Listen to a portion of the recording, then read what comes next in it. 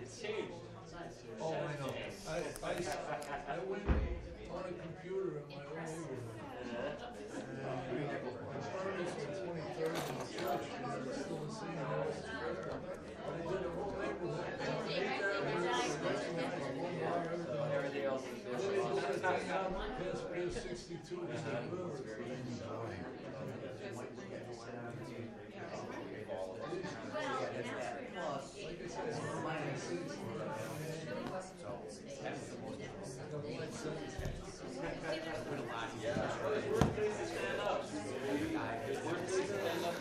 You want to be on that side?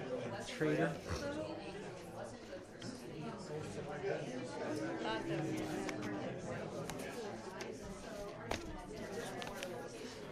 How do you get back and forth?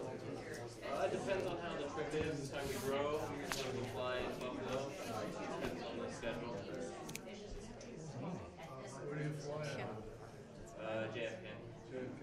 I know. LaGuardia.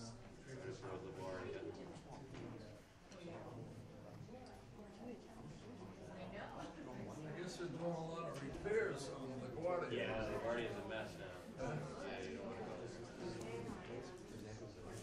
One big construction site. Water really fast. Thank you.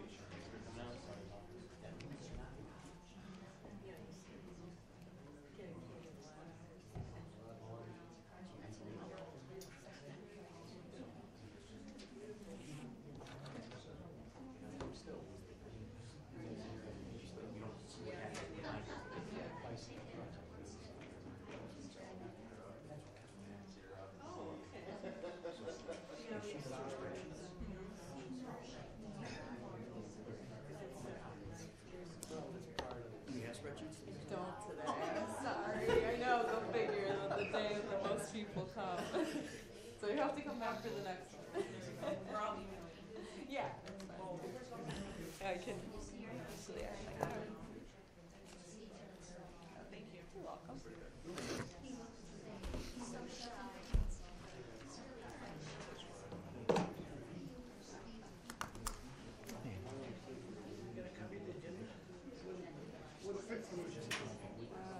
I don't, but we can run it. Down and make a copy. Yeah, can you? It says all my notes. You want me to go back up to the office?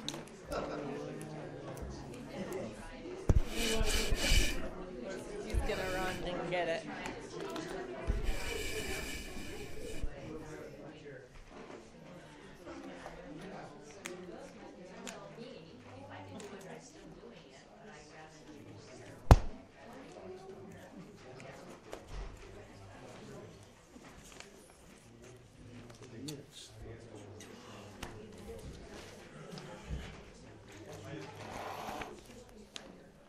Not here. God. I'm hoping she comes. I haven't talked to her, but Sorry I was a little late, just got out of work. They're printing out the agenda, so we'll have it in a few seconds. So we'll be starting pretty soon.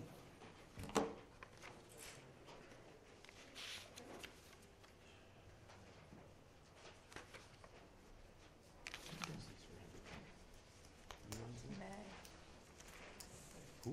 Danae, That's your intern? secretary. Oh yeah, that's right. We have the new girl. I can't keep track of all these names. Look now.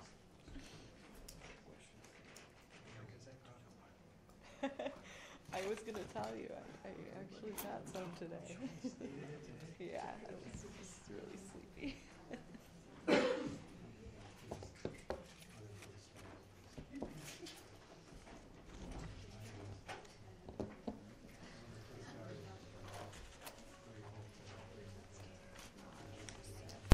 do I hide?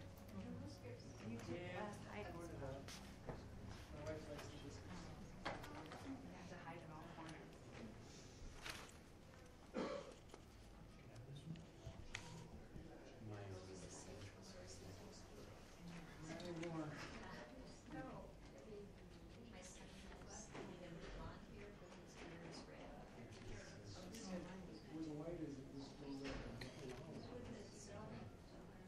you're gonna be just going down the agenda. Mm-hmm, yeah.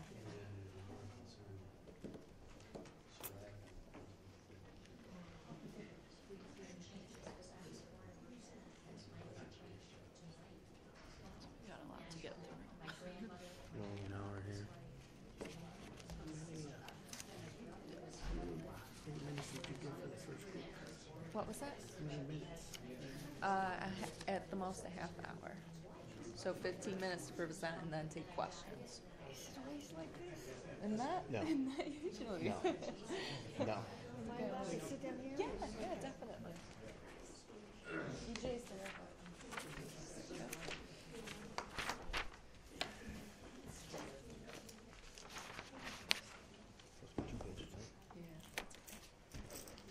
Yeah, that's what he gave me. Yeah. I'll add the last two. Okay. You ready? Okay, the economic meeting for November the 21st will come to order.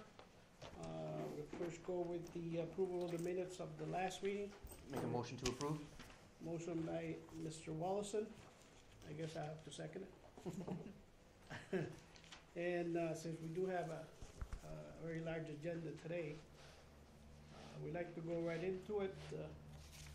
First, we'd like to acknowledge the presence of Andrew Wallison, Councilman at Large, Rebecca Janis, Mr. Hayes. We have the Observer here, and a group of very concerned citizens. We're glad that you're here today, and we'll go right into the meeting. I'll turn it over to Rebecca, and she'll take it from there. Sure, I'd like to welcome everyone for coming today. We have a great turnout. I'm excited for everyone to be here. And obviously the main topic at hand is Adams Art Gallery. The city's been really concerned about losing this amazing cultural resource, and we've had some inquiries about the property, and some of the inquiries came from Plus Farms, who's here to present today.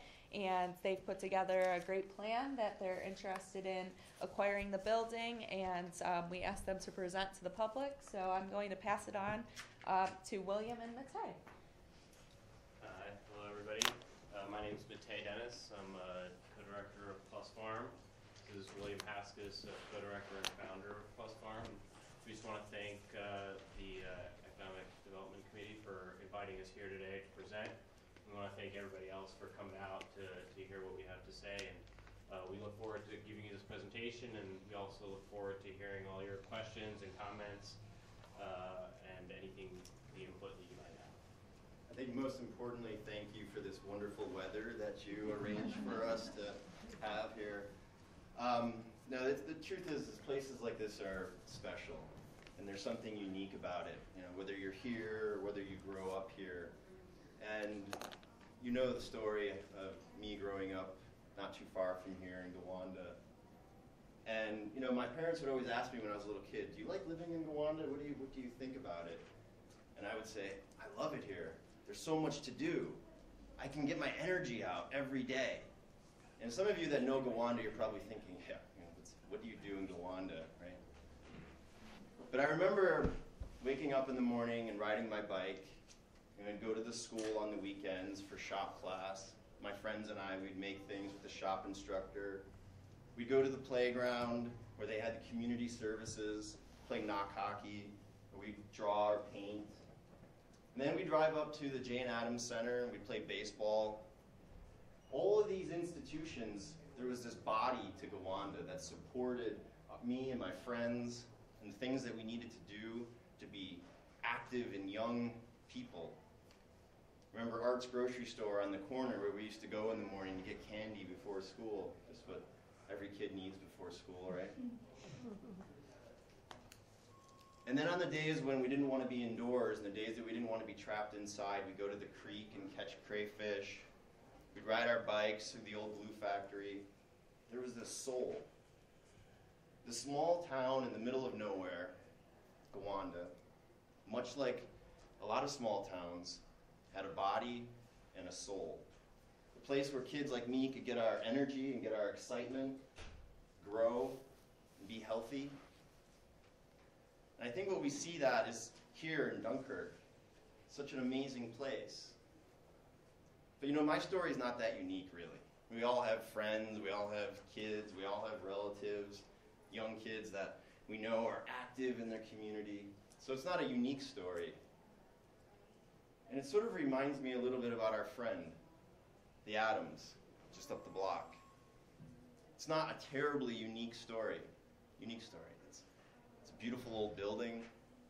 It's provided an amazing sort of backdrop to Central Ave. There are a lot of buildings that we could probably look around and say, shouldn't we give this building a second chance?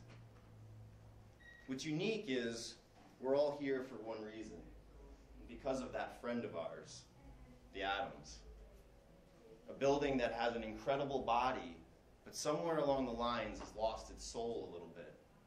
It's not able to give back what so many people need in this community, a place to go, a place to be vital, a place where they can meet their friends, a place that they can sort of expand and explore. So how do we make this happen? It's a really simple idea. It begins with remembering what the Adams was and what it could be. Some of us might remember 15 years ago when the Adams was a thriving arts center, a place where you could go to see beautiful artwork, performances, a place where you would have local and national artists, a vital center that the doors were open on the weekends and during the week, and kids could go and do arts programming. What a place. A place that was for children, for students, and adults alike. A place where you could send your kid and you wouldn't have to worry. Imagine that place once again, right here on Central Ave. A center for collaborative arts. A center where people of all ages can come together to learn, to build, to grow. So how do we get there?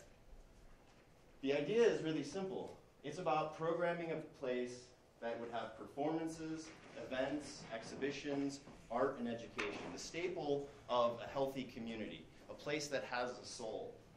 If we could imagine that performance is an idea where there's vitality, excitement, places where people can express themselves physically, be emotional and activated, a place where we could hear live music, that nice sound, that song that wakes us up in the morning or puts us to bed at night. And it's not just performance, it's not just, what we show in this place, but it's also about what it can give back through arts and education, through bringing in children to come and have a class on Saturday or Sunday or an after-school program. They can teach them about arts. They can give them a way to express themselves that's productive. And also programs for other ages. We run design build workshops for young professionals and students. And allowing people not just to view art, but to participate in it so that it's part of their lives. It's not just about the seeing, it's also about the doing. It's about how art can be a part of every one of our lives. So it's not a museum. It's not an idea about a static space. It's about a center. It's exhibitions. It's activity. It's changing events that happen there on a weekly, monthly basis. Imagine a wedding happening at the Adams. Imagine seeing the photographs and driving by and the limousines and the bridal dresses. Imagine a market in the wintertime where you could go and buy gloves and buy a hat as a gift for someone that lives on your block. And social events. Wouldn't it be great to have a place that we could all just get dressed up, have a nice drink, and hear some nice music in a space that reflects the attitude of the people that are living in the community? And what we need to do, how do we implement this vision, this idea of a place that's for everybody, that has its doors open all the time? How do we make it so that it's not just a museum, so it's not a static place, so that its body, the building, creates a soul for the community, a place where people can come, where ideas can grow? How do we do that? What are the steps that we need to take to implement that vision? We've put together, we've sat and we've thought about this a long time. How can this building revitalize itself and then revitalize the city around it? what we do is we take these big projects and we break them down into small pieces. We take it and we've taken this one and we've identified in terms of the body, the building itself, stabilization, renovation, and restoration is the three major parts of the building itself that need to be addressed. You know, the roof, the inside, and then the historic landmark itself. How do each of those pieces come back together to create this beautiful building that everybody remembers that has now been sitting vacant for the last 9 years? And then an important part of that is to get it active very quickly, because we don't want it just to be sitting there for the next 5 years, 10 years, while it's being renovated, while it's sitting there unused. A very important thing for us is to have those doors open. So our plan is to get those doors open this year, to go in, to do those critical steps that are necessary to get that, to fix the roof, to get the entry up, to do those small things that can get it open, and then build from that, build from those steps, to be able to create programs this spring, this summer, this fall, to bring people in and to really see what this space can be, to build an excitement about it, to start planting the seeds of that soul growing back into what it once was. So this year is critical, clearly, to do that. We have a series of steps that we know we need to implement to be able to do this. And what we really hope that we can do today is really plot that path forward and get the support of the council to transfer the building to us so that we can start implementing these things.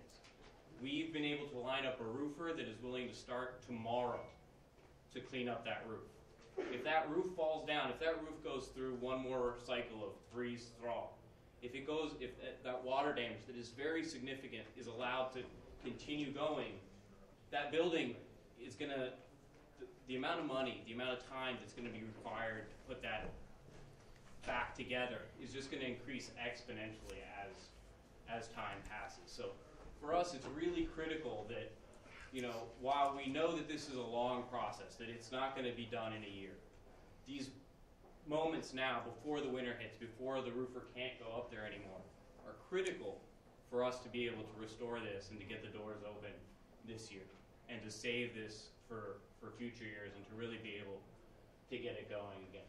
If we can do that, we can really open this space up. We're really excited about some of the activities that we think we can bring this summer to open the doors and to bring excitement in, to bring people in and to remember what this space was and how we can grow the community again.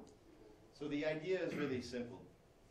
Big building, break it down into small pieces, evaluate what's critical, work from the most crucial to the most important to the pieces that we can put off for long term. We take those most important pieces and then we renovate and stabilize the building. While doing that, we're programming and activating the building. One of the things that we've really enjoyed with the work is that we've done is finding ways to be creative in areas where other folks only see a roadblock. Folks look at the building like this and they say, oh my goodness, it's a $1 million, $2 million project. We see it as really small pieces, doors open, summer gala, first opening, artisan market. What do those mean? That's how we bring the soul back to the building. Small program that works within the space that is available and is safe and easy for the public to use. While we're thinking of the long-term plan, why we're developing the project over the long-term idea of restoration. To do this, we've taken it and we've really broken it down into each item that needs to be addressed in terms of the budget, what it's going to take to restore the building, to rebuild the building, to start with stabilization, to operate the building, and to create programming for it. We've put together a budget that wraps all those things up in a yearly basis, and then how we fund it, grants, donations, funding, fees, and incomes. These are obviously moving targets, We've been in the building, we understand the issues, but as we get into it, we know that these numbers change. But our belief is that as we start, we're going to start small this year with just getting the critical things done, doing some innovative programming, and build on that. So that through the years, as we gain momentum, as new grants and opportunities for additional funding present themselves, we can grow the budget, we can start doing more things, we can start doing things like the windows, the apartment. We'd love to get a residency program in there because it has that apartment. It's a great opportunity to have an artist come up here, spend time in the community, and produce work here. We think that, you know, as it goes forward, we then move into the restoration and, you know, bringing the whole building back online as it once was and as we think it can be in the future.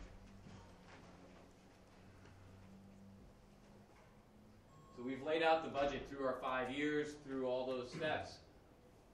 There's a lot of assumptions in there. There's a lot, you know, we have 40 years of experience as architects of doing projects. But we know that even when you start a building, that you know all the little things, that budget's going to change.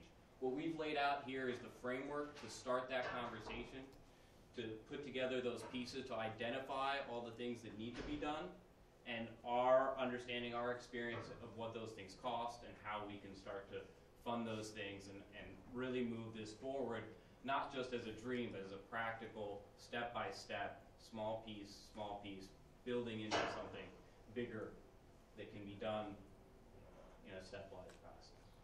And what we know is this project aligns with regional projects that aligns with regional funding cycles and funding goals. What are the benefits of making the Adams grow? This is beyond just the programming, this is beyond just the arts. Money follows art, development follows money. This is a project of culture and commerce. It's a project that gives back to the community while building it up one brick at a time, right? Adams and Plus Farm. This is a center for collaborative arts. What does collaborative arts mean? This is not a studio for an individual artist. This is not a place, this is not a laboratory that's closed off from the public. It's not the Wonka factory where only those that get the golden ticket can come in. This is an open and inclusive space. We want to invite local artists. We want to invite regional artists. We want to invite artists across the state. 300-mile radius of this place includes major metropolitan centers where art has generated significant capital. Money follows art. We call it collaborative curating. It means that me and William are not here to dictate what the Adams is going to be.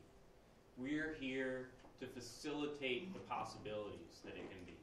All those images that we showed at the beginning, those are possibilities. Those are ideas that are seeds. And to grow those seeds, we need input. We need the community to come to us and say, this is the kind of programming we want. We don't want, you know, Star Wars every night. We want this kind of film, or we want this kind of artist. We know this guy down the street, he makes beautiful little planters. We want to show those. And on top of that, what we can bring is our experience, our network of people that we've worked with in the past that can supplement that, that can bring it in. Like the residencies, we can bring artists in that will work in the community, that will develop projects for the community, not just this is what we think the vision of the Adams is. Our approach is we're here to facilitate. We're not here to dictate. I think one of the funny things is when people ask, you know, we've heard stories when referring to Plus Farm, are they architects, are they artists, are they builders? What do these guys do? And we like to say, yeah, all the above. We're classically trained as architects. We became builders. We became fabricators, which means in our shop in Brooklyn, we have a place where we make the things that go into the buildings that we design. We're curators. Right now we're working on a project in Buffalo, New York for a 35,000 square foot lake boat, which is called the SS Columbia, where we're not going to be renovating the boat. We're not building new architecture on the boat. We're curating a public space that will become a new center for arts and activity on the Buffalo waterfront. So we pride ourselves on this idea of collaboration, working with others, working with people who know. In some ways, we like to refer to ourselves as really smart generalists, and that's a positive thing. We know that we're really good at doing a lot of things, but there are some folks out there that do things really excellent. And those people become our friends, and we pull them in. And we say, hey, we're working on this project in Lima, Peru, in this historical site. You think you can help us get permission from the Peruvian government to build this project next to a Inca landmark? This isn't our first project. This isn't our first rodeo. We've done these projects before. We know how to collaborate across our discipline. We're not architects that lock ourselves into a room. We're collaborative. The idea of Adams as an art center is, for us, a place that starts with this neighborhood. It starts with this area. It starts with the idea of Central Connect, connecting the waterfront to Fredonia, all the businesses and all the places where people can go and live and activate and play. It's an idea about taking an empty building and transforming it into a regional art center. An art center that can generate capital, not only for the building itself, but we need people around us. We need curators, we need builders, we need technicians, we need filmmakers, we need designers, we need all these people who are going to be a part of this collaborative center to be able to make this thing grow. We can't do it ourselves. The benefits of looking at the Adams Art Center in this 300-mile radius and the types of growth that can happen is saying, hey, we already know 10 artists in New York City that want to come up and do a show here. We already know about 6 artists in Toronto. And I'm sure all of you may know 1 or 2 folks that are out there that would be, yeah, I would love to do a show in a space like that. This is the kind of dialogue, this is the kind of collaborative spirit that the Adams Center can be. And as William said, we've done projects like this before where we've taken spaces that, you know, have lost their initial value and have built them back up, where we've reinvigorated them, where we've put the soul back into a place and let it grow back into something new, into something that draws on both its history and pushes forward into the future. One of our first projects that we did together was the Hall House in Perrysburg. It's an 1860s farmhouse that we took from a condition that was significantly worse than what the Adams was, than what the Adams is today. And we put it back together, mostly ourselves with the help of some friends and electrician here and there, to a place where we ran our workshops from, where architecture students came and lived there and did their work there, and we built all these little structures in and around the house using this as our base. So taking that from, you know, where it had been abandoned for longer than 9 years, it had a good 20 years of sitting there empty, to where every summer students and winter students came up there, lived there, ate there, drank there, learned there, built there.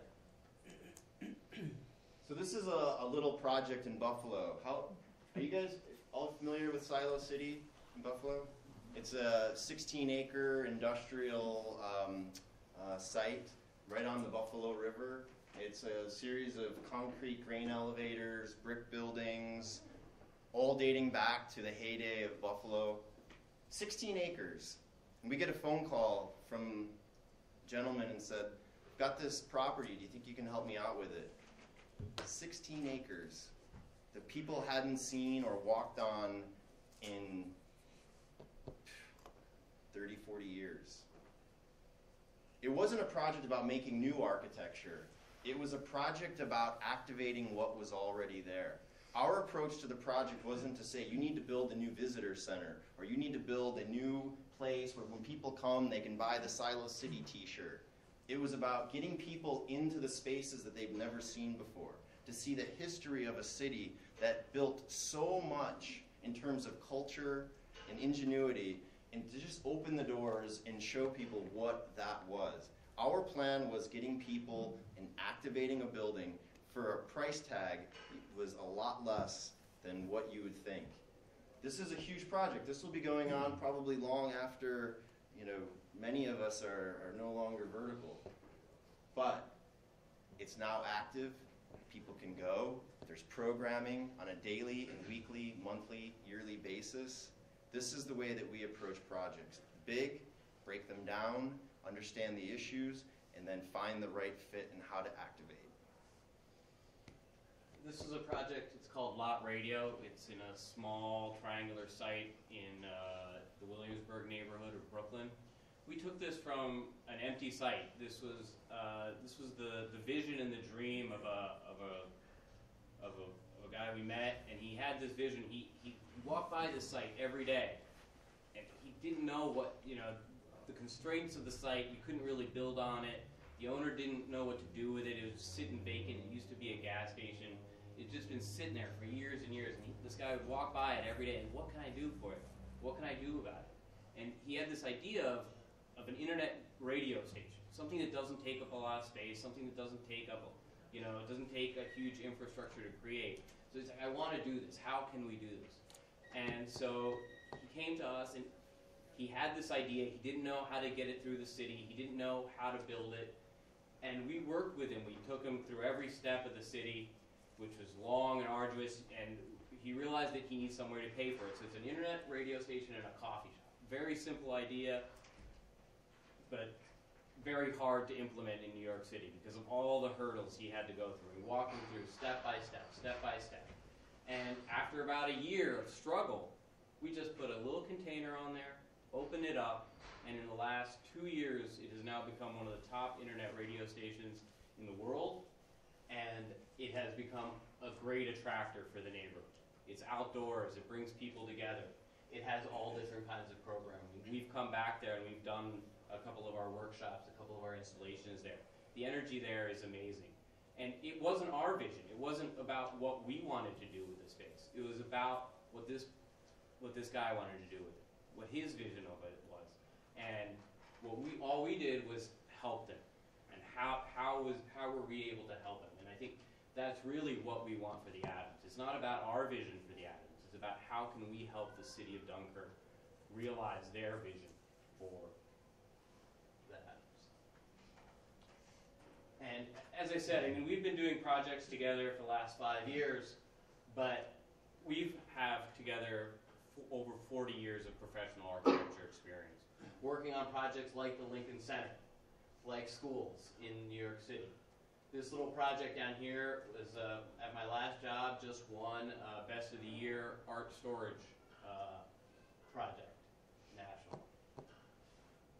We've worked renovating spaces. We've worked creating public spaces. We've worked re-envisioning spaces like the TWA terminal, which was scheduled for demolition when JetBlue took it over. William worked on that to re-envision what possibilities can be. So beyond what we've done together, our experience really has put us in a position where we think we can really help Dunkirk and the Adams get to where it wants to be. Thank you very much. Thank you.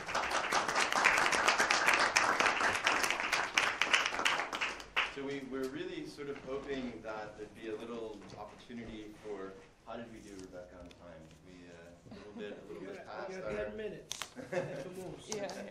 Any questions? So we certainly hope that you have some thoughts, some questions. We'd love to take on anything that you've got for us. Okay, we'll start with some of the council members, if you have any questions in regards to the concept that's being presented here. I myself love it. I love your vision and my vision, something I love to see in our city. Now getting from point A to point B, I hope that it, you know, I see it as something that is possible. Now, it's up to you guys to make it a reality, and now we need to know what you need from us, you know, to be able to make that a reality. Any questions from council members? Since I'm the only other one here, oh, I'm sorry, Don, that's right. I'm not used to him he's not on the board, so I'm not used to him being here. Sorry, Don. I'm very impressed with your guys' history, your guys' experience, and the things that you showed up there. I know you gave a presentation to us before about the park, but this is a totally different level than the park thing. I would definitely love to see something happen with that building. I think you guys can do it. I really do. I did have the same question as Andy did, though, as far as what you will be looking for from us, whether it be now or into the future. The more that we could stay in the loop, you know, the better, obviously. I definitely appreciate you guys coming to us at the forefront of this, instead of us finding out after the fact and then you guys coming to us, which does happen quite a bit in planning stages, unfortunately. But I'm very impressed, and I hope it actually comes to fruition. Don. You guys said enough. I support it. I like how it sounds. So whatever you guys need from us, we're ready to get done. No, it's, thank you very much. I mean, obviously the words of encouragement are great, and we appreciate them. I think that for us, you know, we're ready to begin. What we need to really begin is the clarity of the ownership issue. I think the idea of having the council support in the transfer of the building from Access to the Arts to Plus Farm is critical at this point. The sort of, once the ownership issue is sort of clarified, we're ready to go. We have $100,000 ready to invest in that building tomorrow. We have a roofer that's ready to get on top of that roof and start repairing that roof tomorrow. I think the hurdle is, you know,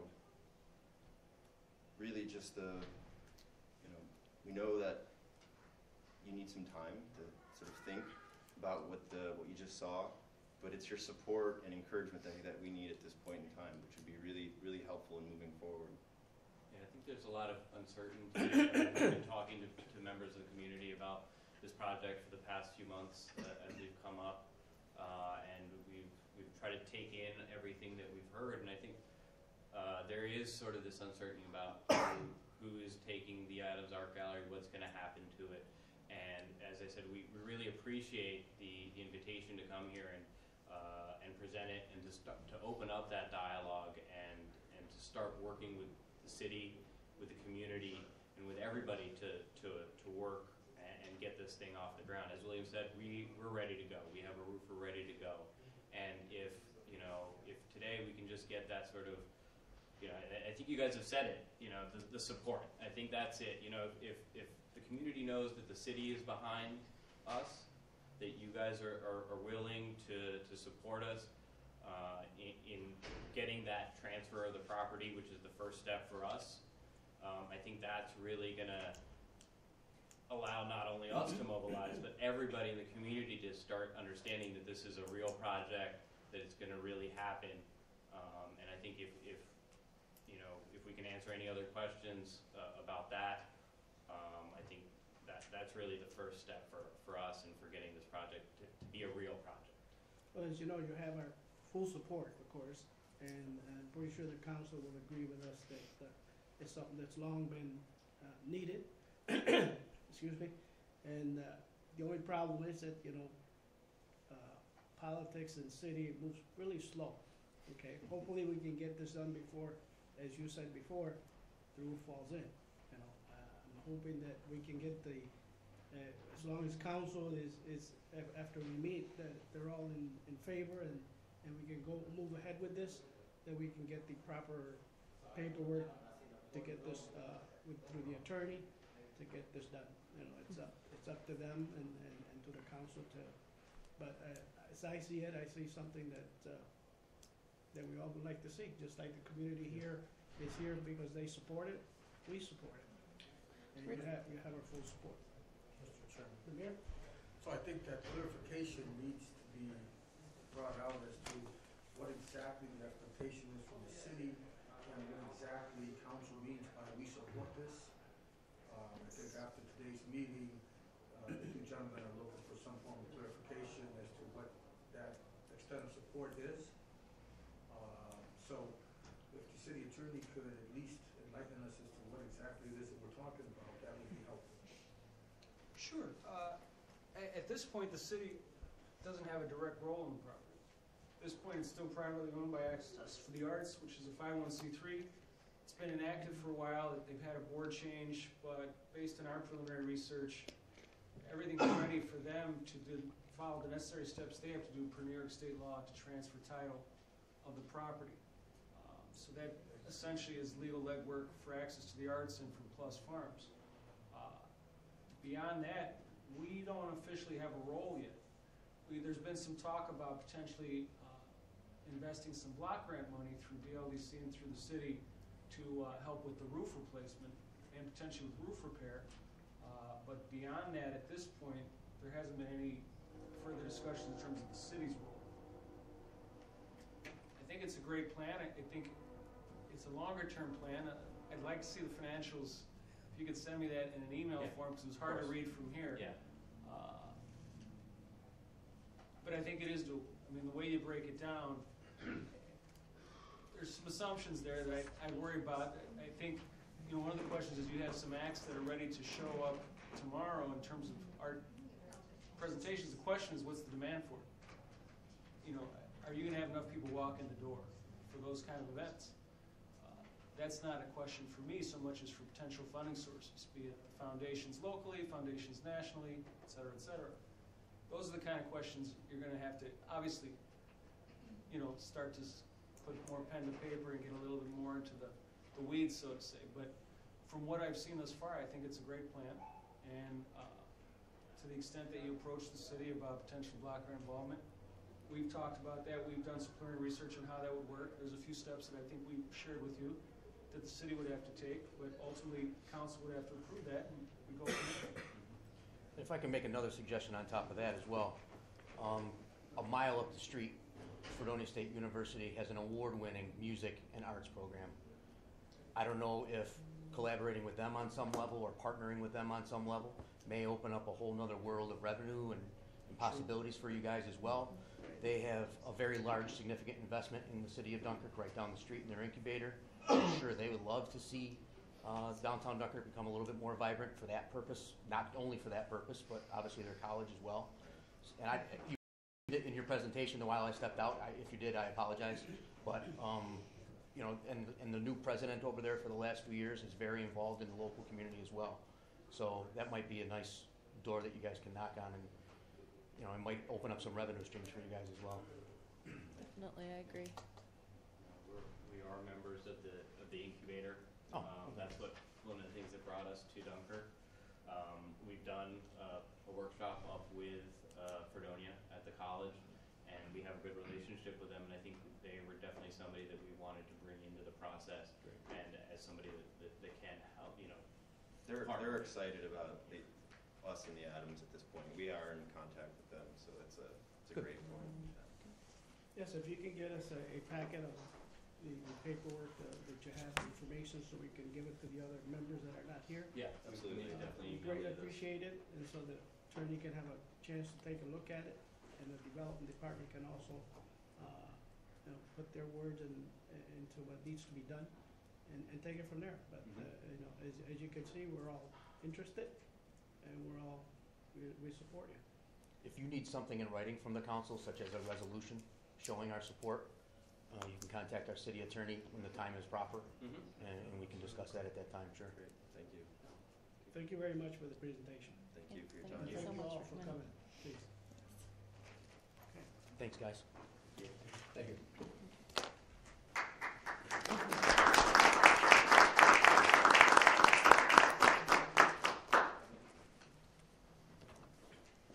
Okay, Janice. All right, so we're going to continue on the agenda. I wanted to mention some projects that we're working on and specifically go over some defined projects. Last economic development meeting, we talked about the DRI and our 2.5 million that we won for our smart growth projects, and we have met with ESD, Empire State Development, and they've put their priorities on what projects will be funded through this 2.5 million, and that will include pier improvements and the Central Connections project that we've been working on for a very long time on both of those. So we'll be working specifically on creating budgets, timelines with Empire State Development, and then there will be also a large public participation process that we'll be going through in January. So everyone just keep your ears open. We'll be publicizing that, and they're going to be great public investment projects that will impact our downtown and our waterfront. So it's exciting that those projects will be coming to fruition. The Wright Park project, I'm going to pass it off to EJ to talk about both of our parks projects. Sure. Package Wright Park and the Point Graduate Project together. I'll start with the Point Graduate Project first. We broke ground on November 13th. Literally, we did a ceremony over there. Kathy Young, the representative, was there. The mayor, some of our councilmen and county legislator was there, and then they physically started going to town over there right after.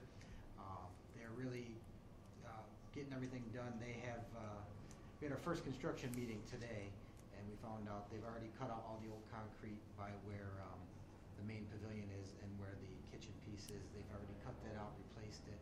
They've gutted both the main bathroom and the fireman's grounds bathroom. The plumber's going to be over there tomorrow starting to get that infrastructure put in, so they're really moving on that.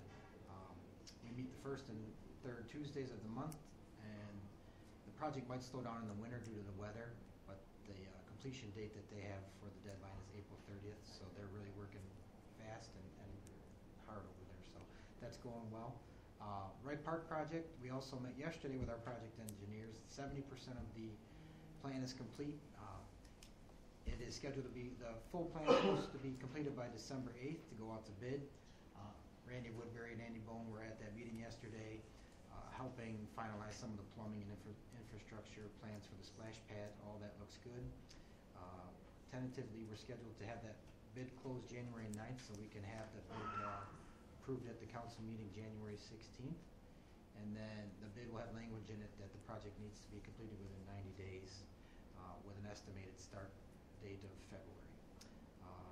We also have our engineers doing a project rendering, and they're going to have that to us in the next couple weeks, so we can actually have that on display at Wright Park so the community can go and see the actual renderings of what we're going to do over there. So. Awesome. Thank you. Great, thanks. As for planning, we just wanted to give you a quick update on all of our planning pieces that we're working on. The comprehensive plan update, last council meeting, we passed a resolution to hire LaBerge Group for our consultants to help us through the comprehensive plan. After Thanksgiving, we'll be having a kickoff meeting, so that date will be to be determined, but it will be in December, so we'll announce that shortly. In regards to the zombie property survey, I'm going to let Matt give a quick update on that. Sure. Things are moving along with that grant project. We had a meeting this past Tuesday, the 14th, at the incubator. Had some really good discussion. The survey for that project is done, so we've really been analyzing kind of what we've seen, kind of the survey data that we got on the housing market in Dunkirk and kind of what the condition of everything is. And I think we're kind of just in that analysis phase right now, and I think into January and February we'll start to look to some more community engagement and things like that. But things are moving along nicely with it. As for our local waterfront revitalization plan that we're a part of with the county, we did meet 2 weeks ago to go over where we're at in that process. The consultants are in kind of their analysis phase as well, and we kind of looked at current land uses at the waterfront and then also looked into future land uses. So kind of looking at what we would like to see in the future happen in recognition to our current land use. So we will be holding another public participation meeting, which will be announced shortly, and to keep the community in the loop in regards to our waterfront plan. Also, our BOA plan is in its final stages of environmental review. There was a seeker that has to be done. That's the State Environmental Quality Review Act that it has to go through a 30-day comment period. And the December council meeting, we will be the December 19th, I believe we'll have a resolution in there to pass the environmentals. I'll be sending you packets shortly on that. So you'll be receiving that, and then once that's passed, then we're pretty much done with our side of things. It is at the state's hands right now for review, and once the state finally puts their stamp on it, we'll be a designated BOA community, and we can start using those incentives to bring in developers to the brownfield sites. So everything is going in the right direction there. There are 2 grants that I wanted to also announce that we recently put in for and are going to be putting in for. The EPA assessment grant was due November 16th, and we successfully put in for that grant. It's a $200,000 grant that would look at phase 1 and phase 2 environmental assessments of brownfield sites. And what that means is, say, a vacant site across from City Hall. We want to know what's in the ground, what's in the soil, if there's any contaminants at all. This funding would go towards paying for that, and that would be one less thing that a developer would have to do if they wanted to go develop that site. So this is just making our sites even more shovel ready, and it's $200,000, no match, so we don't have to have a matching fund towards it. And it is an EPA assessment, so that's a grant which is going to be U.S.-wide. So there's a certain amount of grant funding for New York State that we're competing for. But it's a great shot and a great opportunity to help move our sites, our brownfield sites, one step further and closer to shovel readiness. So that can work in conjunction with the BOA plan? Yep. That's another incentive to add to the list, yeah. And then another grant that is due December 15th that we're working towards to finish up this season with grant funding is the Restore New York grant. And this is specifically for a vacant building in the city of Dunkirk. We are working on the building that is on Lakeshore Drive in Washington on the corner, and we are working with the building owners, Jerry Burgess and Alan Shaw, on a revitalization project for that site. The grant application is for $1 million with a 10% match, which they would be putting up. They've already invested a good chunk of money into the roof, which can count towards their match, and any additional funds would be used as a match as well to improve the building. They're thinking a mixed-use project with loft apartments on the top 3 floors and some kind of either offices or restaurant or brewery kind of thing on the bottom floor. We don't have to have our vision specifically in detail yet for this grant application, but if they do win the funding, then we'll be working together to put together a good plan. So it's a great opportunity to get another building back on back in use in the city. So working towards that. I see that they currently have the building up for sale as well. So how would that work if the grant were awarded? If the grant were awarded, they would not be able to. They would be the ones developing it, and they would have to take. So that they're just down. going to retain ownership then at that point and take Yep. it off the market. Right. Okay. Yeah, and they are in recognition of that and are interested in doing it. And then we just have a few more announcements on our agenda. We have some events that I wanted Matt to talk about that are coming up. Sure. So first I'll mention Small Business Saturday. Folks may be aware of it. It's a national event to kind of draw attention and support local businesses in the community. We certainly encourage everyone to support the local businesses that we have in Dunkirk. We're also doing an event, a celebration for Small Business Saturday from noon to 5 at the former JCPenney space at DNF Plaza. We're going to have a bunch of local vendors there. It's going to be a raffle, kids activities. Santa may or may not make a visit. We'll have some fire trucks there, so it should be really fun. We would encourage everyone to stop by, do a little shopping, have some fun, and some food. And we'll have some information as well about some of the promotions that some businesses in the area are doing for Small Business Saturday. So I've got flyers here if anyone has other questions or wants more info on that. But we would definitely encourage everyone to come out. And then sorry. No, I think you were thank gonna you. say it Yeah. too. After the event at the plaza here at City Hall, starting at 5, we're going to do our Christmas tree lighting ceremony. We'll have some activities starting at 5. 6 o'clock is when the actual tree lighting will occur. Again, come out to that. Should be fun. We'll have some other activities, music, things going on here. So should be. We've got a jam-packed Saturday. Should be fun. And then Matt, just one more thing for you, the CDBG update. Thank you. Sure. Mostly status quo and kind of current projects for CDBG. We did draw down about $86,000 on October 30th, which was great. Hoyt Street got done. I think we mentioned at the last meeting. We have, I think, 3 housing rehabilitations that COI has done, with a few more to come. So that was good to get that money drawn down. I probably mentioned this before, but I'll continue to mention it.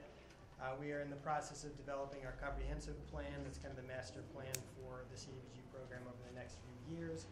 We're continuing to look for input on that, and we're drafting our plan. We have another public meeting coming up for that this coming Monday after Thanksgiving from 5:30 to 7 at the Core Department's community room. We encourage everyone to come out and share their thoughts on community needs and things you'd like to see CDBG funds go for. I'm also available if you'd just like to send me an email, send me a letter, talk to me about those sorts of things as well. And I think that's about all I have on that. I have one question for the attorney. Yes. In regards to the Floramo law, where are we at that? So I reviewed the Floramo plan, the draft that was drafted, I think, some time ago. And I spoke to the development department about it. The problem with that plan is we have some New York State law barriers to make that plan really functional. One of the issues that I'm personally familiar with, having dealt with housing court issues in Buffalo, is that city courts only have jurisdiction over defendants who are either within the county where that city court is stationed or in the adjacent counties. So if you have a property owner that lives anywhere outside of Erie, Chautauqua, or Cattaraugus County, you can't touch them. The plan tries to, go through the property managers, per se, and there is something they just put on the books in the last few years in Buffalo to license property managers and essentially to get their contact info. But a lot of owners don't have formal property maps, especially if they own a single or double here or there. So that only works sometimes. So I think the plan has to be revisited for practicalities given those hurdles. That one of the biggest issues, and where we can have to speak to your state representatives, is we've got to work out that jurisdiction issue. It goes back to when everything was local. Well, now real estate changes hands across the world. I've had clients from all over the globe buy property in Buffalo. And my assumption is there's some of that going on here in Dunkirk and Chautauqua County as well. Right now, city court law is such that you can't touch it. So you have a jurisdiction issue. So we can pass laws until we're blue in the face in terms of local ordinances, but the jurisdiction is a state law function. So that has to be changed and amended at the state level. That's going to be your biggest hurdle to any type of Floramo plan. The second issue there is also the question of cost. If you're going to enact a plan like this, you're going to need more clerical support. You're going to need at least 1, if not 2 more zoning and code officers. And I probably need at least more clerical support in the law department and or another attorney. There's going to be a whole lot more court appearances. There's going to be a lot more paperwork flow. So there's a cost involved. And the fees that are generated by these kind of plans, and I can tell you from Buffalo, they're peanuts.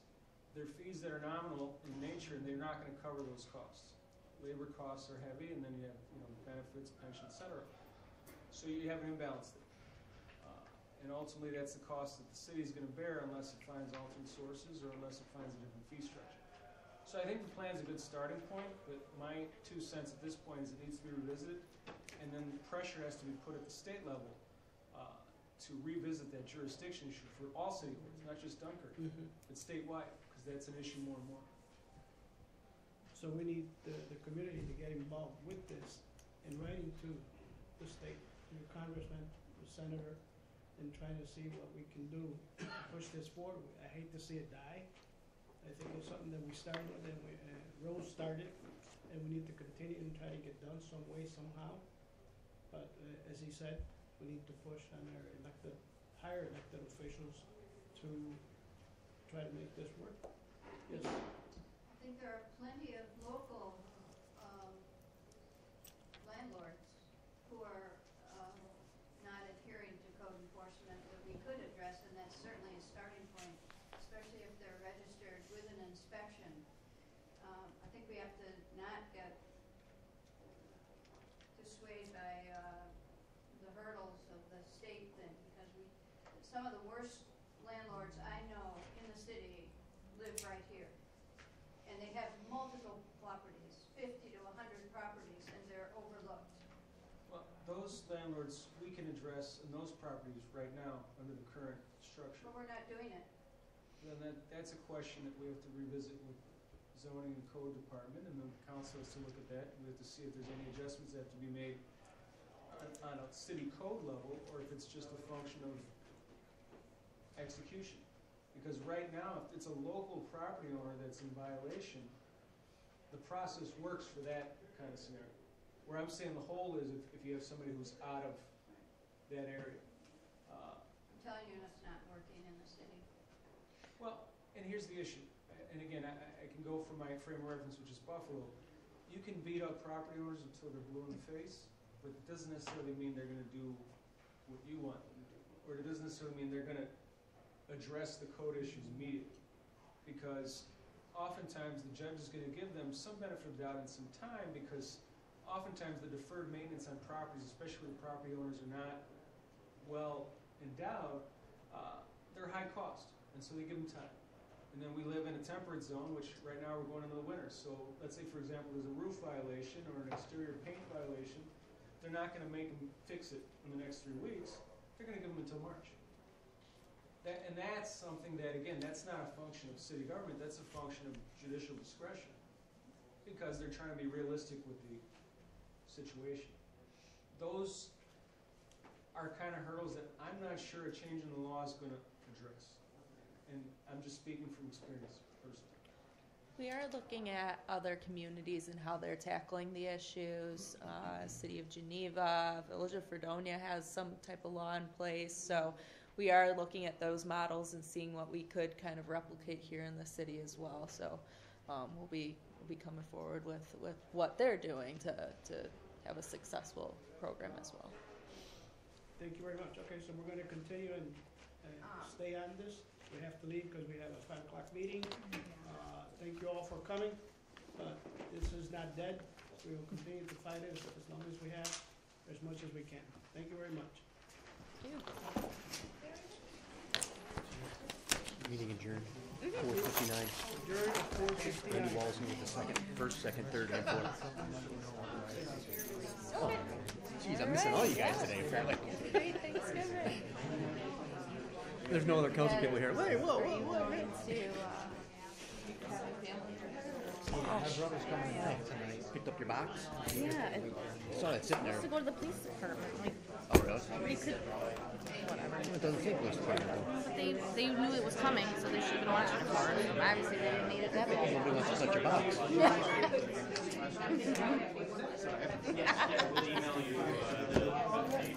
Damn it. City Hall, at least. Well, I'm okay with that. It's a system, it's called Bullshot. Okay. And what it does is it works with housing and it forces entry once a year if you're on Section 8 or stuff like that, but it's like COI.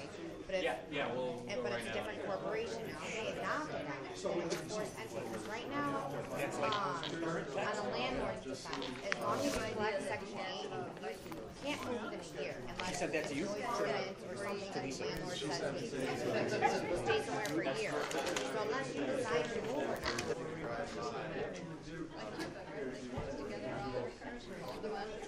For 50 years. Exactly. No, it's very true. Thank you. Take care, Steve. Storefront.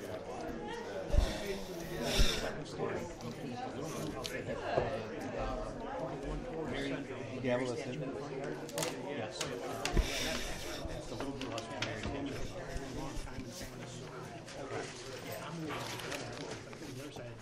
Oh, okay, gotcha.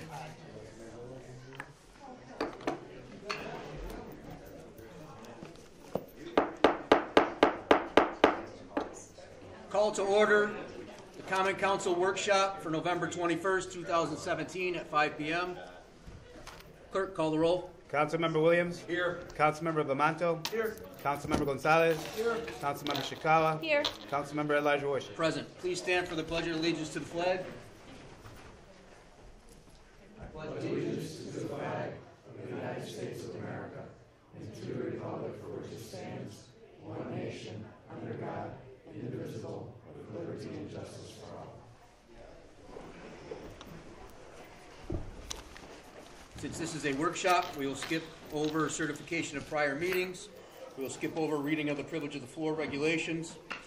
We will skip over privilege of the floor. And we'll start with communications from the mayor, including disapproval messages. Mayor, anything? Nothing at all, thank you. Thank you, sir. Moving right along, communications from the public and petitions. Clerk? All you, sir. Good, sir. Notice of claim from Angela Lesh for alleged injuries that occurred after a fall on the sidewalk at 328 Central Avenue. I will make my motion to refer this to the law department and need a first. Second. Councilman Williams with the first, Councilwoman Shikawa with the second. Number 2. Notice from Fire Chief Edwards stating that he was informed by the president of the Citizens Hose Number 2 and the Daniel F. Anson Hose Company Number 3 that their respective fire companies have disbanded and requested that all members be removed from the active city fire roll. At the request of Chief Edwards, this communication will be received and filed. Reports of standing committees, boards, and commissions.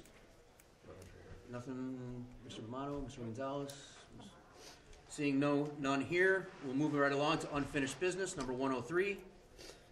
Resolution to consent to a temporary appointment of part-time fiscal affairs consultant. Is anybody entertaining a motion to take this off the table this evening? If not, it'll die. This will remain on the table and die. Pre-filed resolutions. 111, resolution for adoption of fiscal year 2018 budget council amendments. Any discussion, council? At that time, I'll ask for a roll call. Number 112. No, sir. What's that? Or in the meeting. What? Roll call. Oh, no, not now. Just the meeting, yeah. Number 112. 112, resolution to approve fiscal year 2018 appropriations. Any discussion, council? At that time, I'd ask for a roll call. Number 113. 113, resolution authorizing warrant for fiscal year 2018 budget approval. Any discussion, council? At that time, I'd ask for a roll call. Any new business? Any walk-ins today? No. Motion to adjourn workshop. So moved.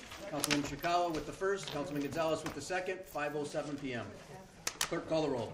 Councilmember Williams. Aye. Councilmember Vimanto. Aye. Councilmember Gonzalez. Aye. Councilmember Shikawa. Aye. Councilmember Elijah Worship. Aye. Workshop adjourned. Thank you, sir. Yep. Thank you. Is this mine? If you need it. Good. I'll have it at the. I'll have it at the desk. Okay. Yeah. Yeah, just hearing about it.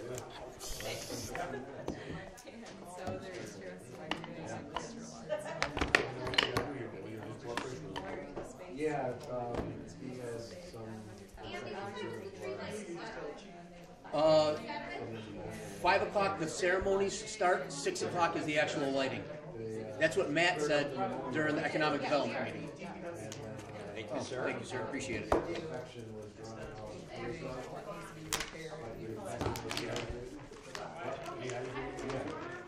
So then that dropped, and he got it there was 65/36. One time, so kept going down, it started out, he's been one of that clean. Yeah, right. No.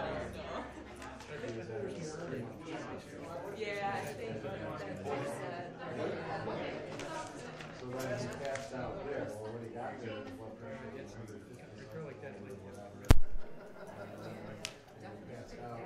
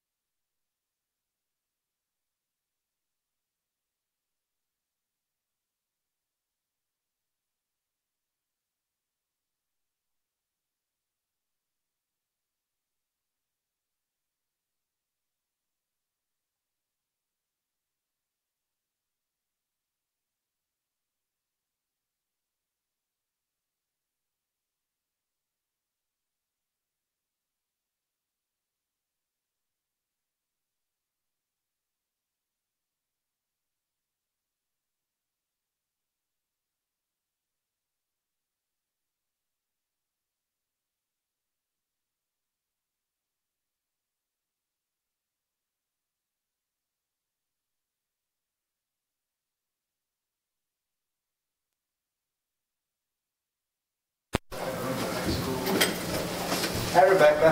Hey, how are you guys? How are you today, ma'am? Good. Good.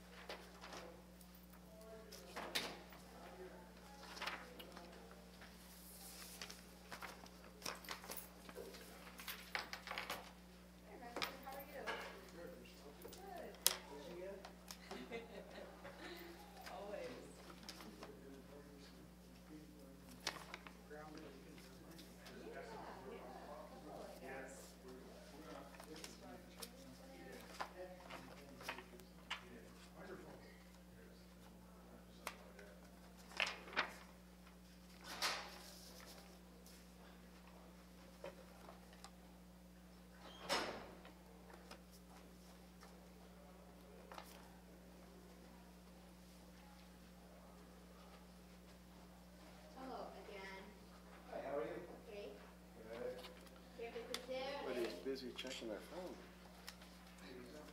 Want to see my Christmas present? They have four wheels? It's got four Four legs. Josh got it for Christmas. His name is Jameson. I believe so. I believe that's on the 28th. So All right, I'm sorry. I've been scooping and learning how to feed and. Yeah. I got a couple that had horses that I worked with, and they got out of that. Yeah. Yeah. They did it for about 3 years, and they said, "The heck with that." But they did alpacas just before that. So I would love an alpaca. Oh my God, those are so cute. they ended up with 20-some at one time, but it just wasn't wasn't worth it for them. I see a lot of the alpaca farms that set up are now no longer. Yeah. Well, the stuff's expensive to buy. I mean, really, a pair of socks is like $50. Yeah. I can't afford that. I need the whole outfit for $50. Date yet scheduled, but Yeah, no we'll let socks. everyone know as soon as that is scheduled. Socks better do something for $50. Yeah, walk for me. That's right. So did they send him out, or is he still here? Said Hammett, what I had heard. What's the best place for him? Marty said that he was at a hunting camp down in Sherman. We live? Okay, good.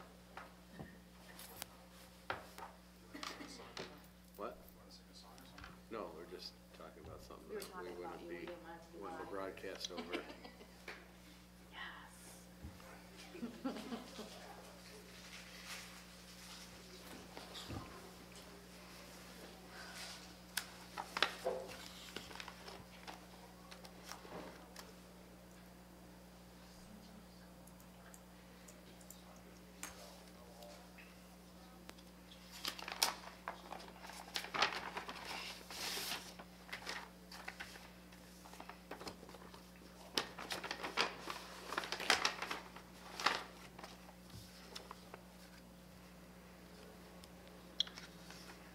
We got time now.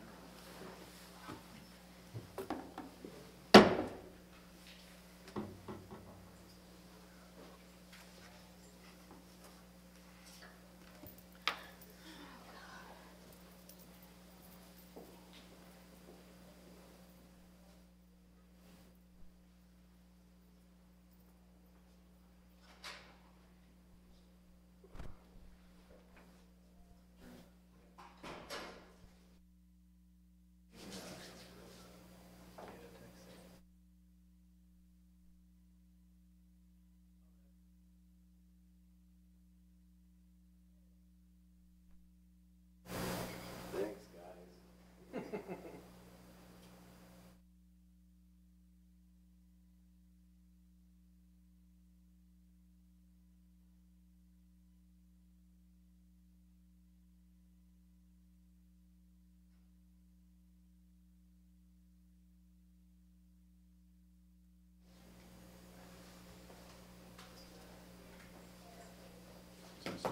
Testing 1 2 testing 1 2.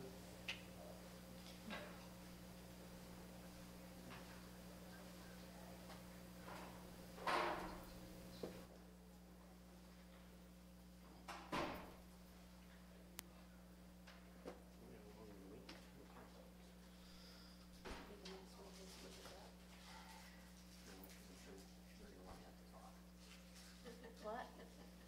She asked if the council meeting will go fast as a workshop. I go, no. I said the council will want to share a few words with me.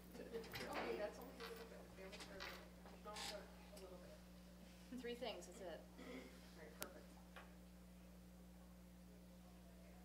2 more after today. Maybe 1.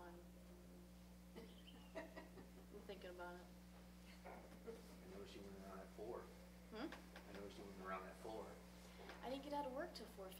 I had to run home, change my clothes. I thought it was because of that. Same reason. No, there was no way for me to get, and I had to eat something because I had eaten since breakfast, so. Busy. Busy's good though, it keeps me going. If I'm bored and I have nothing to do, I sit on the couch and eat and watch TV. That's not good.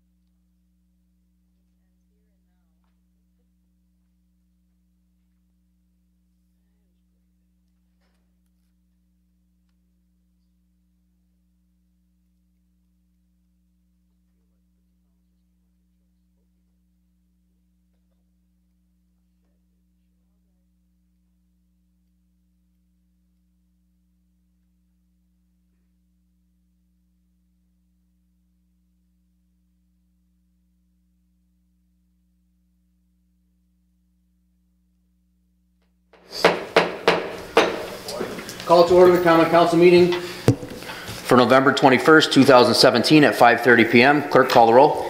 Councilmember Williams? Here. Councilmember Bamanto? Here. Councilmember Gonzalez? Here. Councilmember Shikawa? Here. Councilmember Elijah Wishing. Present. Please stand for the Pledge of Allegiance to the flag. I pledge allegiance to the flag of the United States of America and to the republic for which it stands, one nation, under God, indivisible, with liberty and justice for all.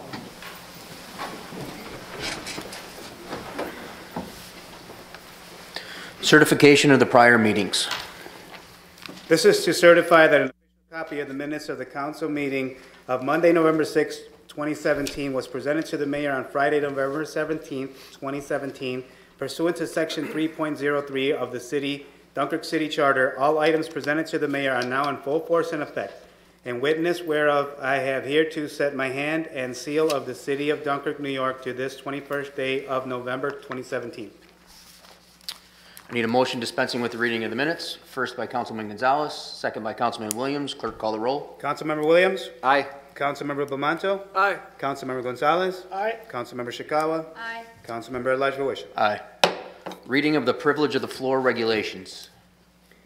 The privilege of the floor shall be extended to any person appearing for themselves, in which case the individual shall be limited to 3 minutes, and to any person representing a group who shall be limited to 5 minutes. When recognized, please stand, state your name and address. The city clerk shall have the duty of maintaining such time limits, and the councilman at large may determine in his discretion whether individuals are speaking for themselves or representing groups. Councilman at large wishing shall maintain good order and require any speaker to cease speaking if remarks are made in bad taste or are slanderous or non-germane to any action taken or contemplated by council. The time limits specified shall be adhered to, except that a speaker may be allowed to complete a statement or thought started before such time has expired. Anybody wishing to have privilege of the floor, please step forward to the podium and state your name and address. Anybody wishing to take advantage of privilege of the floor, please step forward and state your name and address. Hi, yes, my name's Jeanette Delgado. I live at 65 Lakeshore Drive East, Dunkirk, New York. I just want to thank Edward Ramos for taking time out of his busy city job as like me, I help people in my spare time for my job, and allowing me to volunteer for him at the drop location down here where we're helping people find services and whatnot. So I just want to take a second for, to recognize him for taking time out in his personal time to make sure that stuff like this still goes forward. Thank you. Thank you, Jeanette. Anybody else wishing? Oops. And a pat on the back, too. Anybody else wishing to take advantage or privilege of the floor, please step forward to the podium and state your name and address. Last chance. Anybody else wishing to take advantage or privilege of the floor, please step forward and state your name and address. Privilege of the floor is now closed. Communications from the mayor, including disapproval messages. I just have two quick announcements, and this is for the public as well as council. Just want to, again, announce to council that there's going to be a groundbreaking ceremony for the wastewater treatment plant on Monday, November 27th. That's at 1 p.m.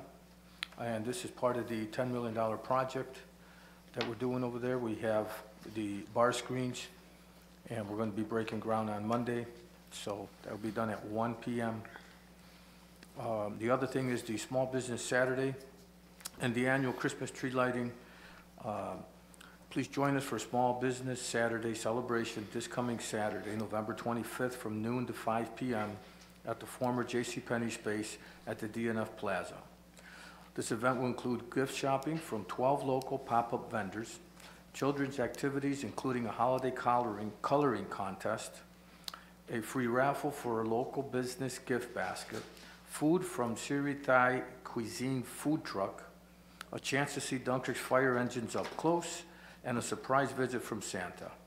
Information on Small Business Saturday promotions at local businesses will also be available. We're encouraging all Dunkirk residents to support our local business and shop small this holiday season. After the event, we'd like everyone to head over to City Hall at 6 p.m. for our annual tree lighting ceremony. This will include a visit from Santa, gift certificate raffles, music, and more. So again, everyone is invited. This will be this coming Saturday, and I'd just like to wish council and everyone in the public here a happy Thanksgiving. Thank you. Thank you, Mayor. Communications from the public and petitions. Number 1, notice of claim from Angela Lesh for alleged injuries that occurred after a fall on the sidewalk at 328 Central Avenue. Motion to refer this to the Law Department. First by Councilman Williams, a second by Councilwoman Chikawa. Clerk, call the roll. Councilmember Williams? Aye. Councilmember Bamanto? Aye. Councilmember Gonzalez? Aye. Councilmember Chikawa? Aye. Councilmember at-large Wisha. Aye. Notice from Fire Chief Edwards stating that he was informed by the presidents of Citizens Hose Number 2 and Daniel F. Anson Hose Company Number 3 that their respective fire companies have disbanded and requested that all members be removed from this active city fire roll. This communication will be received and filed. Reports of standing committees, boards, and commissions. Councilman Williams? Mr. Woodbury, just wondering if we've done anything yet up on that East Cedar Street turnaround? East Cedar Street turnaround is being part of a plan that development is working on. I visited that with the development director and her assistant and spoke with the resident and told him the time schedule. He seemed very pleased with the concept and with the time period. Okay. So, got a good communication line going. That's probably not gonna be done then before the snow flies? No, we're gonna improve it so we can turn around, but the actual aesthetic and all that is gonna be part of an overall plan to improve that whole area.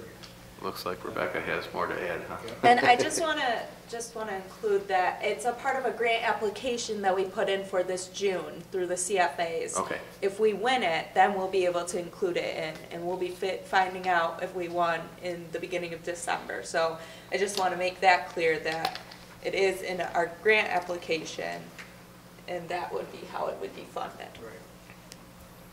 Okay, sticking with Mr. Woodbury, I know we got DPW meeting tomorrow, and I'll probably talk about it there too. The leaf pickup, getting a lot of calls about that.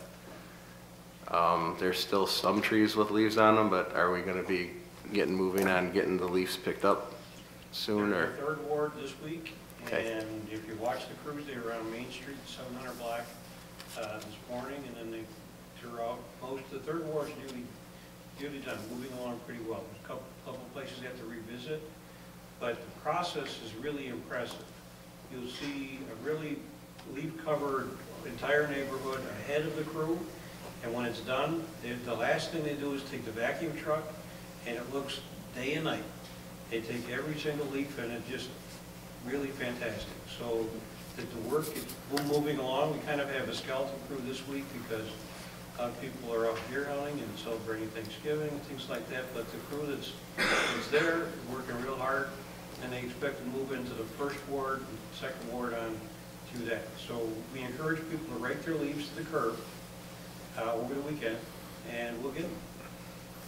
All right, and then this might go to Chief Ortolano, I don't know. If somebody's, and it could be Randy too, I don't know. I got a call if somebody's neighbor thinks that the sticks that are flying in the wind are from their house and they're piling them on their lawn. Is that something that they should be doing? I told the person that called, I said, I can't really help much with that, but I will find out if you can call somewhere like the police department if they're piling sticks on your lawn, then maybe you shouldn't, but they're being told, well, they came from your tree, so I don't know where to go with that or how to answer that, so I figured I'd ask it here. I'm gonna punt this one to the city attorney. Okay.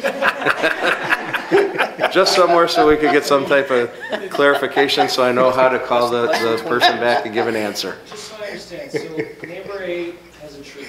Uh-huh. Neighbor B gets branches on their lot. Across the street, yeah. So neighbor B grabs the branches and throws them on neighbor A's land. That's how I understand it. I mean, In a nice pile, but still. technically, it's trespass. Right. And you could, do a cause for action, that it'll cost you more in legal fees and filing fees than what you get in damages, or in a judge ordering them to remove the pile and put it back in their lot. My thing is, if the city is picking up all this stuff anyway, should it matter? I didn't think so. I got the call from the one that they're being piled on their curb. Thank you, Rich.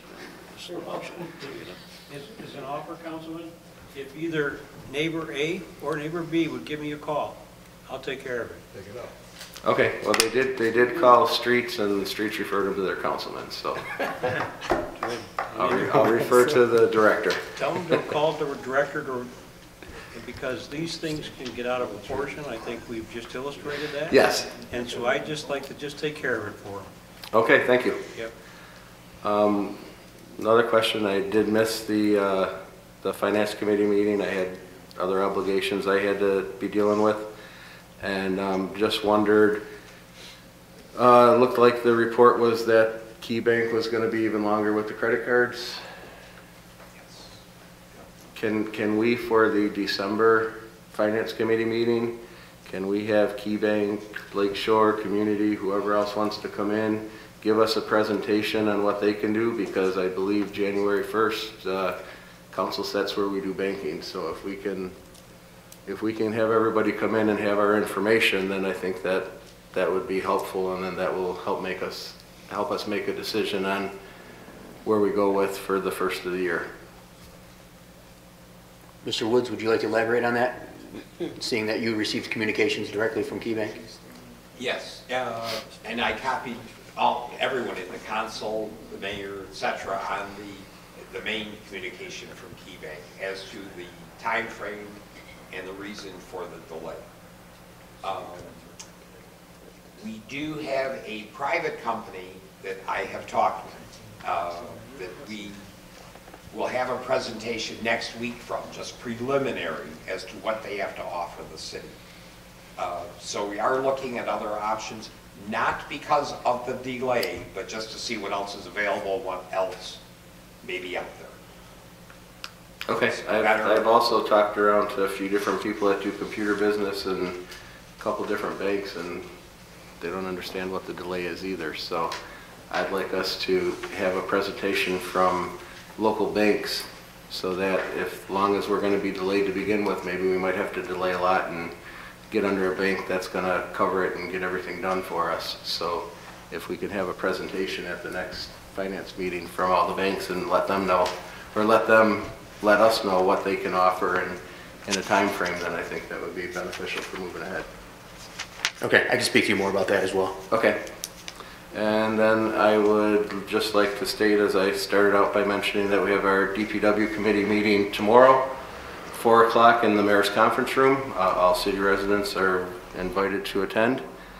And also, like the mayor said, I hope everybody has a happy and safe Thanksgiving. Thanks. Thank you, Councilman Williams. Councilman Bamanto, the floor is yours. Tomorrow there will be a personnel meeting, 3 o'clock in the mayor's conference room, open to the public. I have a question for Mr. Ramos. What time can people come down and drop off items at your location? What I have set up stable is from 12 p.m. until 2 p.m. But the volunteers have been opening up the kiosk at 10 o'clock in the morning and maintaining that availability until 3 to 4 o'clock in the afternoon. So if you want to make sure that it's open, come down between 12 and 2.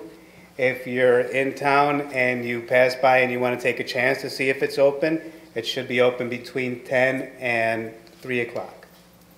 Thank you. And I just want to wish everybody a happy and safe Thanksgiving. That's all I have. Thank you, Councilman Bamanto. Councilman Gonzalez. First of all, we had an excellent economic development meeting today, which we addressed a lot of issues. And we had an excellent presentation from the Adams Art Gallery and Plus Farms. It was very interesting in what they had to present for the city. And I thank all those that were present for that. If Janice wants to elaborate a little more on that, that would be great as to what they are planning to do. And also that the Wright Park and the Point Gratiot are all moving forward at a nice speed. Would you like to say anything to that, Janice? Everything was on Access 12, so you could watch it there. And just to elaborate, Plus Farms is interested in acquiring the Adams Art Gallery to do a Center for Collaborative Arts program that would bring back arts and education and design and build aspects to the building. So we're working with them on that project. And as the mayor stated, make sure that you all come out for the Business Saturday at J.C. Penney Plaza, and also to be here for the tree lighting on Saturday. We welcome all of you to come. I wish everybody a wonderful Thanksgiving. One more question that I had was for Mr. Woodbury. I did see the people taking care of the leaves at the park yesterday, so thank you for that, because they were blowing all over the place. And also thank you with the conversation that we had in regards to the fencing for the snow around the park. You know when that's going to be put up? It's not going to snow this year. Excuse me? We're hoping it doesn't snow at all. We'll get the leaves and then we'll put that up. Okay, thank you. I appreciate it. If we can get that down before the first snowfall. And that is all. Thank you very much. Thank you, Councilman Gonzalez. Councilwoman Shikawa. Yes, Randy, you had stated that for the leaf pickup, you're going to be moving back into the 1st and 2nd wards. Are you going to be coming back into the 4th at all? I've been getting actually quite a few calls, Doty Street in particular, all the cross streets, people are raking them out into the road again, and they're blocking the receivers, and what ends up happening is that then we have a lot of problems with our drainage up there. Yeah, Councilwoman, if I mentioned 1st and 2nd, I didn't mean to leave out the 4th ward. We'll recover the city as long as it takes to get the pesky leaves in the right place. So if I left you off, it was accidental. Thank you. This will either be for the mayor or Chief Ortolano. There's been some recent activity at the high school and middle schools where parents and staff are asking that we somehow move forward with the school resource officer. Do we have any plans working with the school to make that happen? And I know it's not something on our end that is the issue, but do we have any plans on possibly making that happen again? I can address that. So the superintendent has reached out to myself and the chief. We've had discussions with them in meetings several times over the past year on this issue. The superintendent has a plan that he would like to put in place here in the city of Dunkirk. They've done it in other school districts in the state, where he can hire someone as a school security, I don't want to say security guard, but security officer at the school who can handle some of those duties. And he would like to do it with a retired police officer. And he also would like to be in charge of this person. He would like to oversee and have his own job description and duties, and again, be the main supervisor, which we have no problem with at the city level. The only issue was that we weren't sure if it was in compliance with the union contract. And so that was where the issue is. Currently, the attorneys, the school attorney as well as our attorney, are involved in trying to figure that out. Do you have any time frame on possibly being able to have a resolution from both ends? I think there's going to need to be give and take on both sides, but I think what's most important is the safety of the students in the schools. Well, I just want to, put it out there. In my personal opinion, I would like to see an SRO in the school district. And I've heard the plan that he has, and outside of it being hopefully not an issue with the union contract, I support his plan. But again, we're looking at the legalities of this thing as of yet, so we'll wait and see. Thank you. Chief Edwards, I also got 2 phone calls. Is there any plans or discussions now with the Host 4 grounds not being obtained by the Host 4 group? I have nothing to do with that, actually. That is I was always asked been- to ask you, so. Right, that's always been handled between Murray Hose 4 themselves and the city. I don't know where that stands now as far as them maintaining it, or I do know that I believe that they still collect a fee for people reserving it. But that doesn't go through the fire department, it goes through the fire company itself. Okay. Mayor, they had stated that they were going to come see you. There was a group that, was there anybody that's come to see you as of yet about this situation? I did have discussion, with, I believe it was Mr. Wisniewski. And basically, you know, I don't know that they're interested in continuing what we were doing with them. So I believe that'll end up being turned back over to us. But we're still discussing it. We have not come to any agreement on it. So I told him to come in and see me so we could discuss it further. The reason I ask is possibly about timing issue. I know that the grounds needs a little bit of work, and I know that our grant for Wright Park was, or excuse me, the point for the pavilions and such was very specific.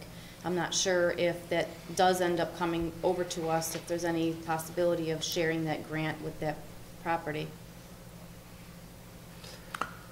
I don't think that that was included, and the planning and design stage is already done for that project. Okay. But that doesn't mean that we couldn't do any upgrades there. Some of the stuff that he mentioned to me was stuff that I believe we could handle in-house. Okay. So if there are upgrades needed there, we can address those. Thank you. That's all I have. Thank you, Councilwoman Ishikawa. I'd just like to wish everybody a happy and safe Thanksgiving, especially if you're traveling this year. Other than that, we'll keep it moving on. Unfinished business, number 103.